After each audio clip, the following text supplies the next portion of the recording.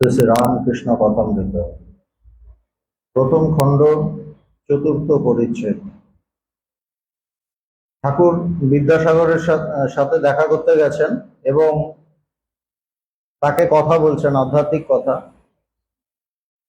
তো যিনি বিদ্যাসাগর তিনি জ্ঞানের সাগরের সামনে চুপ করে আছেন।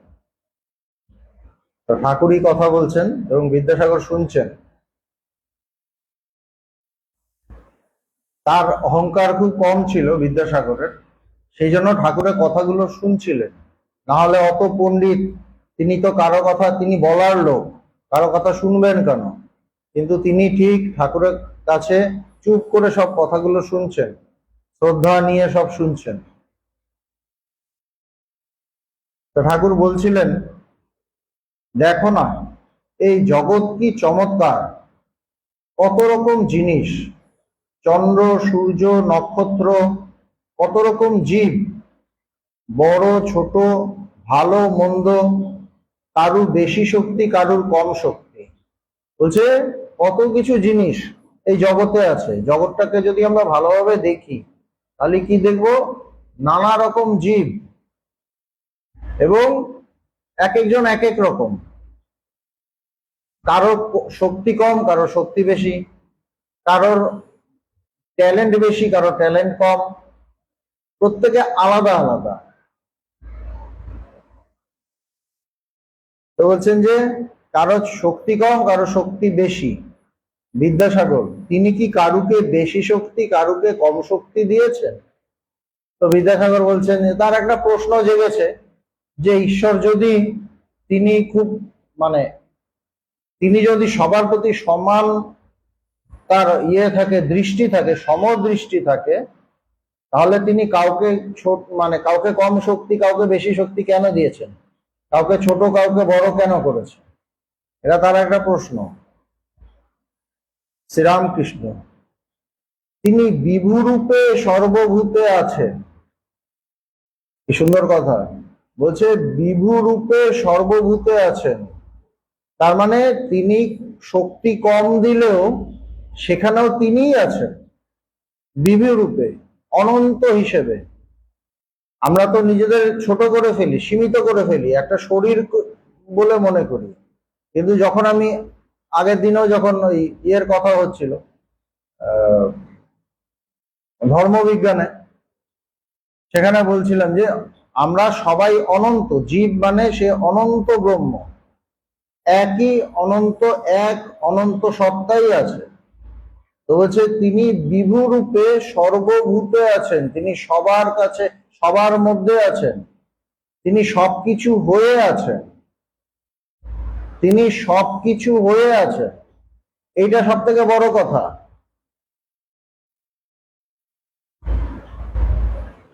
পিঁপড়েতে পর্যন্ত, পিঁপড়ে তো দেখাই যায় না, এই ছোট, বলছে সেখানেও তিনি আছেন। আমরা জানি যে প্রহ্লাদ এবং হিরণ্যকশিপুর ঘটনাটা, হিরণ্যকশিপু বলছে যে এই থামের মধ্যে তোর ঈশ্বর আছে, তখন লাথি টাথি মারছে, বলছে হ্যাঁ এখানেও আছে। তখনই প্রভু বেরিয়ে এলেন, নৃসিংহ অবতার বেরিয়ে এলেন। তার মানেটা কি? তার মানে বিভু রূপে সর্বভূতে আছে, সব জায়গায় তিনি, পিঁপড়েতে পর্যন্ত। কিন্তু শক্তি বিশেষ, কিন্তু বলছে শক্তি বিশেষ, শক্তির তারতম্য আছে। শক্তির তারতম্য বড় কথা নয়, তিনি তো আছেন, এটাই তো আসল। শক্তি ধরবো নাকি তার সত্তাটাকে ধরবো, তাই না? একটা মা আর তার সন্তান, সন্তানের যখন বেশ ফ্রেশ থাকে, সুস্থ থাকে, তখন কি মা তাকে খুব আদর করে? যখন তার একটু দুর্বল হয়ে যায়, একটু তার শক্তি টক্তি কমে যায়, তখন কি তার মা তাকে আদর করে না? একইভাবে করে। তার কাছে তার সন্তানটাই সব থেকে বড় জিনিস। সে কেমন থাকুক, সুস্থ থাকুক অসুস্থ থাকুক, এর থেকে মেইন যেন আমারই তো সন্তান। সেরকম ভাবে ঈশ্বর সর্বভূতে আছেন, কিন্তু শক্তি বিশেষ। আমরা শক্তি বিশেষটা বেশি না ধরে তিনি বিভু রূপে যে সর্বভূতে আছেন এটাকে ধরতে হবে। তা না হলে কিন্তু শক্তি বিশেষ, তা না হলে একজন লোকে 10 জনকে হারিয়ে দেয়। বলছে দেখা যায় একজনের খুব শক্তি, সে 10 জনকে হারিয়ে দিল, তার মানে তার শক্তি অন্যদের থেকে বেশি। আবার কেউ একজনের কাছ থেকে পালায়, আবার আরেকজন পালিয়ে যায়, মানে তার শক্তি কম। আর তা না হলে তোমাকেই বা সবাই মানে কেন? এবার ডাইরেক্ট তাকেই বলছে যে তোমাকে সবাই মানে, তোমার কাছে সবাই আসে, তোমার কথা সবাই শুনতে চায়, সবার কথা সবার কাছে তো সবাই যায় না, সবাইকে তো সবাই মানে না, তোমাকে মানে কেন? তার মানে শক্তির তারতম্য আছে, শক্তি এক নয়। তোমার কি শিং বেরিয়েছে দুটো? বলছে তোমার কি দুটো শিং বেরিয়েছে? শিংয়ের জন্য ভয় পেয়ে মানুষ তোমাকে মানছে তা তো নয়। তোমার তোমার একটা কিছু বিশেষ আছে, বিশেষটা হলো সেই শক্তি। ঈশ্বর তোমার মধ্যেও আছে, এবং যে তোমার কাছে ছুটছে তার মধ্যেও আছে, একইভাবে আছে, কিন্তু তোমার মধ্যে যে শক্তি তার মধ্যে সেই শক্তিটা একটু কম। বা আবার হয়তো তার মধ্যে যে শক্তি সেই শক্তিটা এনার মধ্যে একটু কম, এটাও ঠিক। একজনের খুব বুদ্ধি বেশি, আবার আরেকজনের গায়ের শক্তি খুব বেশি, ওখানেও দেখতে হবে তার একদিকে শক্তি কম হলে আরেকদিকে শক্তি বেশি হয়। একজন অন্ধ, চোখে দেখতে পায় না, তার একটা পাওয়ার কম, কিন্তু দেখা যাবে তার বাকি যে 4টে ইন্দ্রিয় ভীষণ স্ট্রং, সে অনেক দূরের কথা শুনতে পায়, তাই না? তো শক্তি মানে টোটাল শক্তি যদি ক্যালকুলেশন করা যায় তখনও হয়তো দেখা যাবে সবকিছু মিলিয়ে একই আছে। বোঝা গেল কথাটা? শক্তিটা যদি টোটাল হিসেবে মানে তার সমস্ত শক্তি হিসেবে যদি দেখা যায় তখন দেখা যাবে শক্তিটাও একই, কিন্তু কোনো পার্টিকুলার বিশেষ শক্তি হিসেবে কম। একজন দারুণ বলতে পারে, আর একজন অতটা ভালো বলতে পারে না কিন্তু ভালো শোনে, ভালো শ্রোতা। একজন ভালো শ্রোতা, আবার যে খুব বলে সে ভালো শ্রোতা নয়, সে মানুষের থেকে শুনতে পায় না, শুনতে চায় না, একটু হ্যাঁ ঠিক আছে, আচ্ছা ঠিক আছে আমি আসি, মানে সে বলার জন্য এসছে, শোনার জন্য আসেনি। অনেক সময় আমরা আমাদের প্রোগ্রামে অনেক কিছু বিশিষ্ট মানুষদের ডাকি, তখন বলে আমার লেকচার আছে তো, না আপনারা শোনার জন্য প্রোগ্রাম দেখার জন্য আসবেন। হ্যাঁ ঠিক আছে দেখি সময় পেলে যাব, তখন ফিউজ হয়ে গেল একটু। আমরা একজন বিরাট পণ্ডিতের কাছে গেছিলাম, তখন আমি উনি থাকতেন ওই ইয়ের কাছে, মুকুন্দপুর না, অজয়নগরের কাছাকাছি, বিরাট পণ্ডিত, তার কথা শুনে গেছি। তো কোনো একটা প্রোগ্রামে ওনাকে ইয়ে করবো আর কি, ওনাকে ডাকবো। এবার উনি বলছে আমাকে 1 ঘন্টা লেকচার দিতে হবে। আমি বলছি আচ্ছা আচ্ছা ঠিক আছে দেখি, আপনাকে জানিয়ে দেবো। তো মানে উনি বলতে আসবেন না, শুনতে আসবেন না, তার মানে শোনার ক্যাপাসিটি নেই। আবার অনেকে আছে যারা খুব সুন্দর শুনতে পারে, তার মানে ওখানে তার ক্ষমতা বেশি, শোনার ক্ষমতা বেশি। সুতরাং শক্তিও যদি ভালো করে ক্যালকুলেশন করা যায় হয়তো দেখা যাবে সব দিক মিলিয়ে মিশে সেমই আছে। বলছে তোমার কি শিং বেরিয়েছে দুটো? তোমার দয়া, তোমার বিদ্যা আছে অন্যের চেয়ে, তাই তোমাকে লোকে মানে, দেখতে আসে। তুমি এ কথা মানো কিনা? বলছে তোমার বিদ্যা আছে এবং তোমার দয়া আছে, তোমাকে বিদ্যাসাগর বলে এবং তোমাকে দয়ার সাগর বলে, সেই জন্য তোমাকে লোকে মানে, দেখতে আসে। বলছে তুমি এটা মানো তো? বিদ্যাসাগর মৃদু মৃদু হাসিতেছে, তিনি তো বুঝছেন ঠিকই তো, কথাটাকে তো ফেলে দেওয়া যাবে না, ঠাকুরের কথা। তিনি দেখছেন যে একজন নিরক্ষর, প্রায় নিরক্ষর একজন মানুষ, পূজারী ব্রাহ্মণ, সে কি সাংঘাতিক কথা বলছে। বিদ্যাসাগর দেখছেন এটা। ঠাকুর তারপর বলছেন শুধু পাণ্ডিত্যে কিছু না, এটা তাকেও বললেন, শুধু পাণ্ডিত্য হলেই হবে না, পাণ্ডিত্যে কিছু না, তাকে পাবার উপায়, তাকে জানবার জন্যই বই পড়া। বলছে তাকে পাবার উপায়ের জন্য বই পড়া। বইয়ে কি আছে? তাকে পাবার উপায়টা লেখা আছে। এবার উপায়টা লেখার পর তো তাকে পাওয়ার জন্য চেষ্টা করতে হবে। আমি উপায়টা জেনে আমি বসে রইলাম এবং সবাইকে বললাম এইটাই উপায়, কিন্তু আমি নিজে চেষ্টা করলাম না, তাহলে কোনো লাভ নেই। তাহলে তাহলে কোনো লাভ নেই, এক পয়সা দাম নেই। বলছে তাকে পাবার উপায়, তাকে জানবার জন্যই বই পড়া। ঠাকুর একদম বলে দিচ্ছেন, অত বড় পণ্ডিতকে বলছেন যে তুমি যে বইটই পড়েছো, আসল উদ্দেশ্য হলো তাকে জানা। একটি সাধুর পুঁথিতে কি আছে একজন জিজ্ঞাসা করলে সাধু খুলে দেখালো। তাই একজন সাধুর কাছে একটা বই ছিল, তাই একজন জিজ্ঞেস করেছে এটাতে কি আছে, তো সাধু খুলে দেখালো। পাতায় পাতায় ওম রাম লেখা আছে, আর কিছুই লেখা নেই। বলছে শুধু ওই ওম রাম লেখা আছে। তার মানে কি? বলছে রামকে জানো, রামই সব, সর্বস্ব, সেই ঈশ্বরকে জানো, এটাই লেখা আছে। এর বেশি কিছু কি লেখা থাকবে? এর বেশি কি লেখা থাকবে?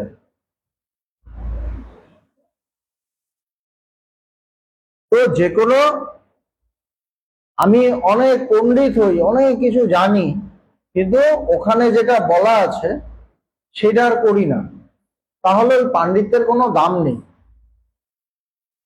জগতে দাম আছে, মানুষ তাকে দাম দেয়, মানুষ তখন বলে এটা ওটা নানা কিছু ভালো কিছু, বা আপনার কত পাণ্ডিত্য, আপনি কত পণ্ডিত, আপনি বিরাট ব্যাপার, এসব মানুষ বলে। কিন্তু মহাপুরুষের কাছে, সত্যদ্রষ্টা মানুষের কাছে তার বেশি দাম নেই।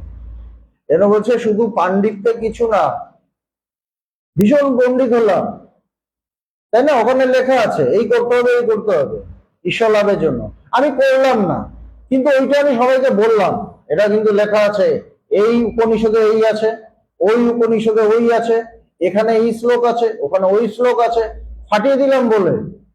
বিভিন্ন মহাপুরুষের সব মুখস্থ আমার, কিন্তু তারা যে কথাগুলো বলছেন একটাও আমি নিজের জীবনে লাগালাম না, তখন এইটার কোনো, ওটা একটা এক ধরনের ভণ্ডামি, কোনো লাভ নেই।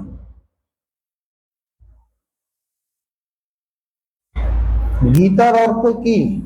10 বার যা বললে 10 বার বললে যা হয়। বলছে গীতার অর্থ কি? গীতা গীতা যদি সবসময় বলি, 10 বার বললে, গীতা গীতা 10 বার বলতে গেলে ত্যাগী ত্যাগী হয়ে যায়। সুন্দর কথা। গীতায় এই শিক্ষা, হে জীব, সব ত্যাগ করে ভগবানকে লাভ করবার চেষ্টা করো। মূল কথা এটা, যে তাকেই জানো, বা শ্রীকৃষ্ণ বলছেন আমাকে জানো। মনমনা ভব মদ ভক্ত মত ইয়াজি মাম নমস্কুরু। বলছে আমার কথাই ভাবো, আমাকেই ভাবো, তারপর আমার ভক্ত হও, তারপর আমাকে নিয়ে আমাকেই পুজো করো, আর আমাকেই নমস্কার করো। এই যে কথাগুলো, তার মানে তাকে তাকে নিয়ে থাকা এবং তাকে জানা, তাকে বোঝা, এটাই মূল কথা। বলছে গীতার এই শিক্ষা, হে জীব, সব ত্যাগ করে ভগবানকে লাভ করবার চেষ্টা করো। সব ত্যাগ মানে কি? ত্যাগ করতে হলে আমাদের একটা ভয় চলে আসে, যে ঘর বাড়ি সব ত্যাগ করে দেবো, সংসার ত্যাগ করে দেবো, তা না। যেগুলো আমার ঈশ্বর লাভের পক্ষে বাধা, সেগুলোকে ত্যাগ করতে হবে। সেটা আমার অজ্ঞানতা হতে পারে, সেটা আমার আসক্তি হতে পারে, সেটা আমার অন্য কিছু হতে পারে, সেটা নিজেকে বুঝতে হবে এবং সেটাকে ত্যাগ করতে হবে। যেটা আমার এই সত্য, এই জ্ঞান লাভ করার পক্ষে বাধা হয়, কেন তাকে লাভ করার চেষ্টা, এটাই বলছেন। সাধুই হোক, সংসারই হোক, মন থেকে সব আসক্তি ত্যাগ করতে হয়। সাধুই হোক, সংসারই হোক, মন থেকে সব আসক্তি ত্যাগ করতে হয়। মনে যত আসক্তি থাকে সেগুলোকে ত্যাগ করতে হয়। মন তো ঢুকে বসে থাকে বিভিন্ন জায়গার মধ্যে, না, বিভিন্ন বস্তুতে ঢুকে বসে থাকে, ওটা ত্যাগ করতে হয়। অত সোজা নয় তো ব্যাপারটা। এবং এইটা যদি আমি ভালো করে মনের দিকে তাকাই, তখন আমি দেখতে পাবো মন আমার এইসব জিনিসে আসক্ত।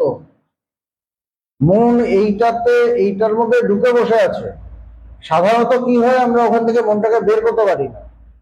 মনটা এমন ভাবে ঢুকে থাকে, এমন ভাবে জগতে ঢুকে থাকে, ওখান থেকে আর বের করতে পারি না। কিন্তু বের করা কঠিন আছে। কিন্তু যত আমি ঈশ্বরকে ভালোবাসবো, তিনি বের করতে পারেন। তার চিন্তাই আমাকে ওই আসক্তিটা ত্যাগ করাতে পারে। কিন্তু তার চিন্তা সেইভাবে করতে হবে, সিরিয়াসলি করতে হবে, তাকে পাওয়ার জন্য সেই চিন্তাটা করতে হবে, তখন আমি বের করতে পারবো। নাহলে ঢুকে বসে থাকে। এক একজন এক একটা জায়গায় মানে ঢুকে থাকে, এক একজন এক একটা জায়গায় আসক্ত হয়ে থাকে, ভীষণ ভাবে আসক্ত থাকে। এবং এমন আসক্ত থাকে, সেইটা নিয়ে সে নানা রকম মিথ্যা কথাও বলে মানুষকে বোঝানোর জন্য, এটা ওটা ওটা ওটা। মানে মনটা অ্যাকচুয়ালি ওখানে ঢুকে বসে আছে, বের করতেই পারছে না। এবং আরো দুঃখের হলো, সে ধরতেই পারছে না তার মন ওখানে আসক্ত। ভগবান বলতেন, একটা ভিখিরি তার তোবড়ানো বাটির উপর মন। কি সুন্দর বলছে, একটা ভিখিরি মানে খুব ত্যাগী। বলছে না, তার কিছুই নেই, কিন্তু একটা তোবড়ানো বাটি আছে যেখানে একটা মানে 1 পয়সা 2 পয়সা, 4 আনা 8 আনা এগুলো পায়। বলছে ওইখানের মধ্যে পুরো আসক্তি, পুরো মনটা ঢুকে বসে আছে। ওখানে টাচ করলে আমার বাটি ছুবি না। এই কথাগুলোর মানেটা কি? মানেটা হলো, দেখতে হবে আমার কোন জায়গায় তোবড়ানো বাটি আছে। এবং এটা গ্যারেন্টি, যেখানে মন ঢুকে আছে ওটা একটা তোবড়ানো বাটি, ওটা ওটা একটা তোবড়ানো বাটি।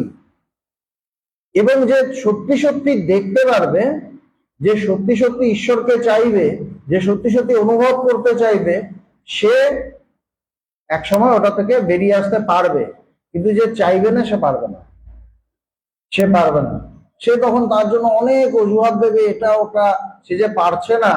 এবং তার যে ওইটা বাটিটা তার জন্য দরকার, বা এটা খুব ইম্পর্টেন্ট, সেটা বোঝানোর জন্য অনেক কিছু বলবে, অনেক কিছু বলবে। কিন্তু এটা সত্য নয়। ওই বাটির জন্য আমার ঈশ্বর লাভ হচ্ছে না।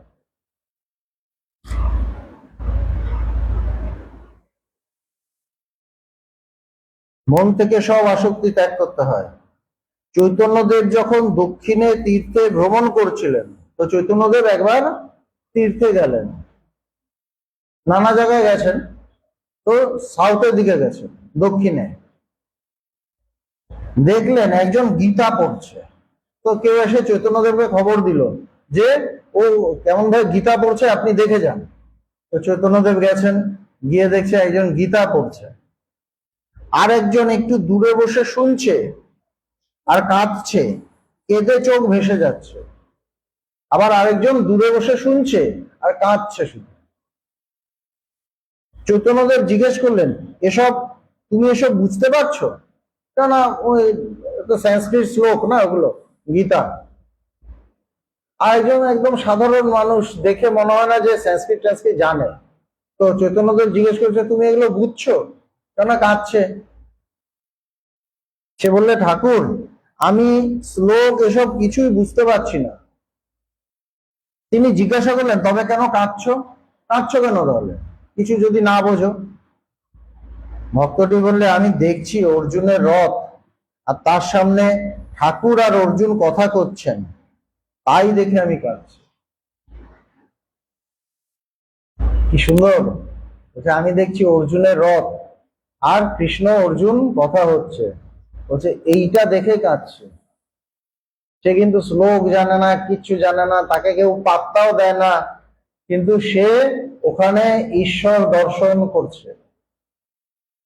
ওই যে শুনছে, সে ওখানে ঈশ্বর দর্শন করছে, স্বয়ং তাকে দেখছে। আর তাকে দেখতে, এই যে দেখছে, সে কিন্তু প্রচারও করছে না। আমরা কান্নাটাকেও প্রচার করি, আমাদের কান্নাটাও প্রচারের একটা মাধ্যম হয়, তাই না? কিন্তু সে কেঁদে ভেসে যাচ্ছে, কিন্তু কাউকে বলছে না, দেখো আমি কাঁদছি, ঈশ্বরের কথায় কাঁদছি। এটাও একটা প্রচার, কিন্তু দারুণ প্রচার। এবং মানুষ খুব মুভড হয় এগুলোতে। তো সে তাও করছে না, কিন্তু কেঁদে যাচ্ছে। চৈতন্যদেব যাচ্ছেন, জিজ্ঞেস করছেন, তুমি কাঁদছো কেন? বলছে আমি দেখছি যে কৃষ্ণ এবং অর্জুন আমার প্রভু অর্জুনকে ধর্মের উপদেশ দিচ্ছেন।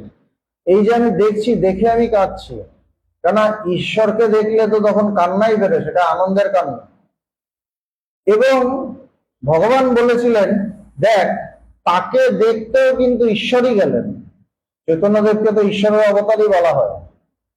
তাকে দেখতে কে যাচ্ছেন? সে কিন্তু ঈশ্বর দর্শন করছে তার দিব্য চোখে, আবার চর্মচক্ষুতে ঈশ্বরকেও দর্শন করছে, তাই না? চর্মচক্ষুতে চৈতন্যদেবকেই দেখছে, ঈশ্বরকেই দর্শন করছে। কি সাংঘাতিক! আবার কথাটা যে ধরিয়ে দিলেন তিনিও ঈশ্বরই, যিনি কথাটা ধরিয়ে দিলেন তিনিও ঈশ্বর।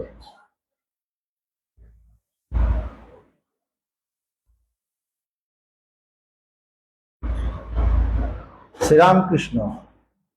বিজ্ঞানী কেন ভক্তি লয়ে থাকে? বলছে বিজ্ঞানী মানে সায়েন্টিস্ট না, ব্রহ্মবিজ্ঞানী। তিনি ভক্তি নিয়ে থাকেন। বিজ্ঞানী কাকে বলে? যিনি সব সব ব্রহ্ম জেনেছেন, অনুভব করেছেন, তিনি বিজ্ঞানী। যিনি অনুভব করেছেন এক ব্রহ্মই আছে, সবকিছুই সেই ব্রহ্মই, তিনি বিজ্ঞানী, ব্রহ্মবিজ্ঞানী। কিন্তু দেখা যায় তিনি ভক্তি নিয়ে থাকেন। বলছে তিনি কেন ভক্তি নিয়ে থাকেন? এর উত্তর এই যে আমি যায় না। সাংঘাতিক কথা, আমি যায় না। সমাধি অবস্থায় যায় বটে, কিন্তু আবার এসে পড়ে। যখন সমাধি হলো, তার আমিটা চলে গেল, কিন্তু তারপর যদি দেহ থাকে, ঈশ্বর যদি দেহটাকে ফিরিয়ে দেন, তখন তাকে একটা আমিও দিয়ে দেন, কেন আমি ছাড়া তো সে কাজকর্ম করতে পারবে না। ঠাকুর বলছেন না, বিদ্যার আমি, ভক্তির আমি, এরকম একটা আমি থাকে। কিন্তু আমি মানে তো আমি, আমির যে দোষ আছে, জ্ঞান হলেও সেই আমির কিছুটা দোষ থেকে যায়। আমি তো তুমি হয়ে যায় না হট করে, সেটা সমাধিতে হয়ে যায়। কিন্তু যখন সে আমিটা ফিরে এলো, একটু সমস্যা একটু থাকেই। এই জন্য বলছেন যে আমি যায় না, সমাধি অবস্থায় যায় বটে, কিন্তু আবার এসে পড়ে। আর সাধারণ জীবের অহং যায় না। সাধারণ মানুষ যারা, তাদের অহংকার যেতে যায় না। অশ্বত্থ গাছ কেটে দাও, আবার তারপর দিন ফেকড়ি বেরিয়েছে। বিরাট অশ্বত্থ গাছ, মানে বিরাট আমি, ওটাকে কেটে দাও, মানে একদম তাকে ফ্রেশ করে কেটে দিলেন, বা সমাধি হলো, যেটাই হোক। পরের দিন দেখা যাবে আবার সেই আমিটা মাথা চাড়া দিচ্ছে, একটা ছোট্ট ফ্যাক্টরি বেরিয়েছে। মানে ওটাই আস্তে আস্তে কিছু না করলে একসময় ওটা গাছ হয়ে যাবে। তো আমাদের আমিগুলো এরকম, যেতে চায় না। এই জন্য স্বামীজি বলছেন, মন শালাকে ব্রহ্মসমুদ্রে চুবিয়ে চুবিয়ে মেরে ফেলে। এক চুবুনিতে হবে না, বারবার চুবুনি খেতে হবে, করতে করতে করতে করতে এটা মরে। জ্ঞান লাভের পরও আবার কোথা থেকে আমি এসে পড়ে। যারা যাদের দেহ থাকে, বলছে আবার কোত্থেকে এসে পড়ে। স্বপ্নে বাঘ দেখেছিলে, তারপর জাগলে, স্বপ্নে বাঘ দেখেছিলাম, তখন তো ভয় পালাচ্ছি স্বপ্নের মধ্যে, তারপর জেগে গেলাম, তখন তুমি বিছানায় সুন্দর শুয়ে আছি, এসি টেসি সব চালানো, দারুণ শুয়ে আছি। তারপর জাগলে, তবুও তোমার বুক দূর দূর করছে। বাঘ তো স্বপ্নে চলে গেল, বুঝে নিলাম বাঘ তো নেই, কিন্তু তারপরও বাহ কি দেখলাম, তাই না? পরের দিন সবাইকে বলছি, কখনো বাবা ভয় লাগছে, কি দেখেছি, মানে বুক দূর দূর করছে, কিন্তু ওটা স্বপ্ন, কিন্তু বুঝে গেলাম। এরকম ভাবেই ঠাকুরের কথা কি সাংঘাতিক, মানে এইগুলো ভীষণ মিনিংফুল কথা, ভীষণ মানে আছে। জ্ঞান হয়ে গেছে, সব ব্রহ্ম বুঝে নিয়েছেন, কিন্তু আমিটা একটু হলেও রয়ে যায়, একটু হলেও আছে, একটু হলেও ঝামেলা করে। তবুও তোমার বুক দূর দূর করছে। জীবের আমি লয়েই তো যত যন্ত্রণা।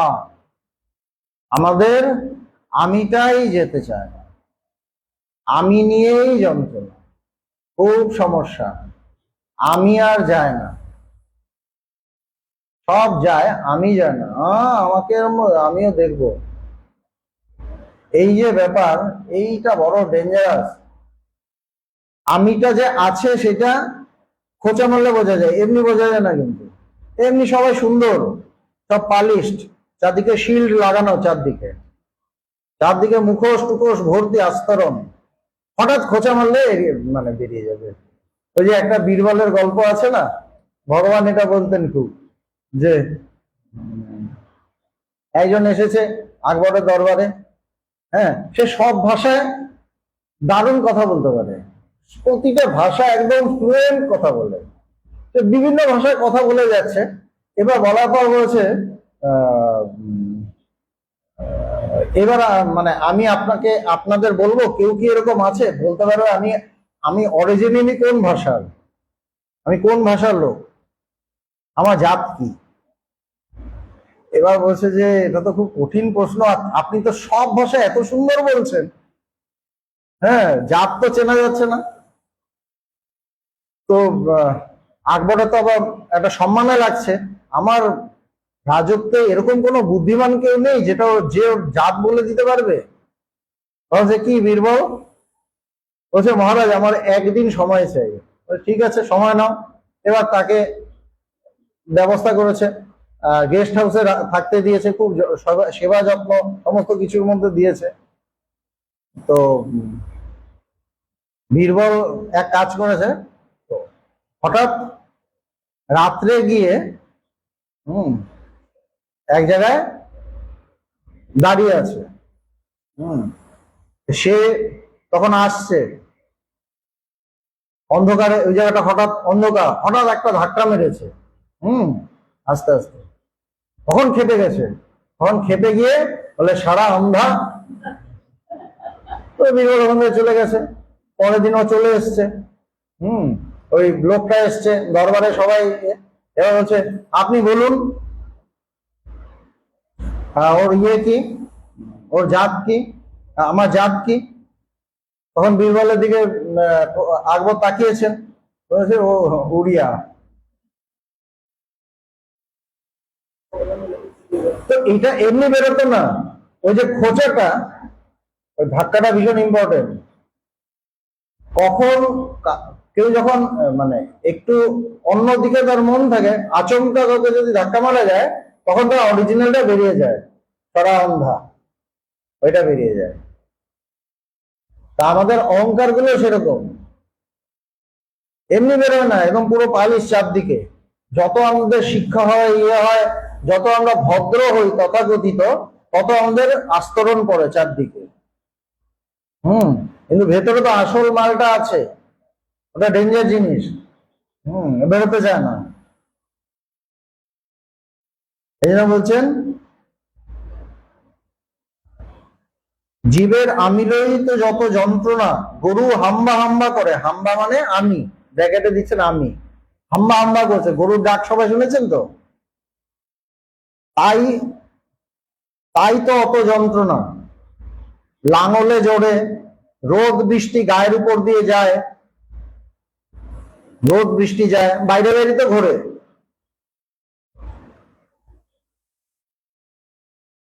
আবার কষাইয়ে কাটে, চামড়ায় জুতো হয়, ঢোল হয়, তখন খুব পেটে।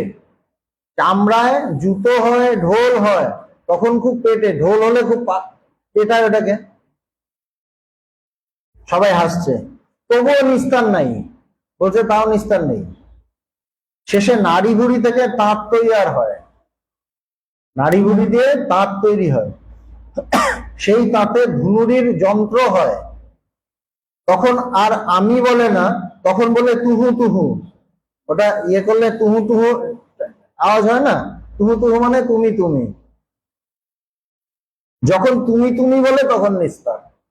তুমি মানে ঈশ্বর, তুমি, তুমি প্রভু, আমি দাস, আমি কিছু না, তুমি সব।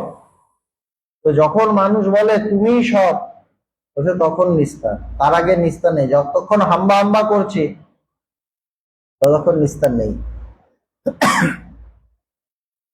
হে ঈশ্বর, আমি দাস, তুমি প্রভু, আমি ছেলে, তুমি মা। রাম জিজ্ঞাসা করলেন, হনুমান তুমি আমায় কিভাবে দেখো? রাম বলছে হনুমানকে, তার সব থেকে প্রিয় ভক্ত, তার সমস্ত কাজের সঙ্গী, তার মেইন অস্ত্র, তার তীর ধনুক থেকেও বড় অস্ত্র ছিলেন হনুমান। বলছে তুমি আমাকে কিভাবে দেখো? হনুমান বলে, রাম, যখন আমি বলে আমার বোধ থাকে তখন দেখি তুমি পূর্ণ আমি অংশ। আমার যখন আমি বোধটা আছে, তুমি পূর্ণ আমি অংশ। তুমি প্রভু আমি দাস, তুমি প্রভু আমি দাস। আর যখন তত্ত্বজ্ঞান হয় তখন দেখি তুমি আমি তুমি। যখন তত্ত্বজ্ঞান হয়, যখন সমাধি হচ্ছে, তখন আর ভেদ থাকে না, একাকার। হনুমানের এরকম ভাব ছিল। সেব্য সেবক ভাবই ভালো। বলছে সেব্য সেবক মানে প্রভুকে আমি সেবা করব, আমি সেবক আর তিনি প্রভু, তাকে আমি সেবা করব। বলছে এইভাবেই ভালো। আমি তো যাবার নয়, বলতে এই যে আমিটা আমিটা যাচ্ছে না, যেতে চায় না, তাহলে কি করব? বলছে থাক শালা দাস আমি হয়ে। বলছে দাস আমি হয়ে থাকো। কার দাস? সংসারের দাস নয়, ছেলে মেয়ে বউ বাচ্চার দাস না, বসেরও দাস না, একমাত্র প্রভুর দাস। বলছে তার দাস হবে। তখন ওটা আমি যাওয়ার মতন। তো যারা বিজ্ঞানী, যারা সেই চরম জ্ঞান লাভ করে, তারা সেই প্রভুর দাস হয়ে থাকে। তখন তারা ভক্তি নিয়ে থাকে, তখন তারা ভক্তিকে আশ্রয় করে থাকে। আর যিনি স্বয়ং আসেন তিনি প্রেমকে আশ্রয় করেন, তিনি ভক্তকে আশ্রয় করেন।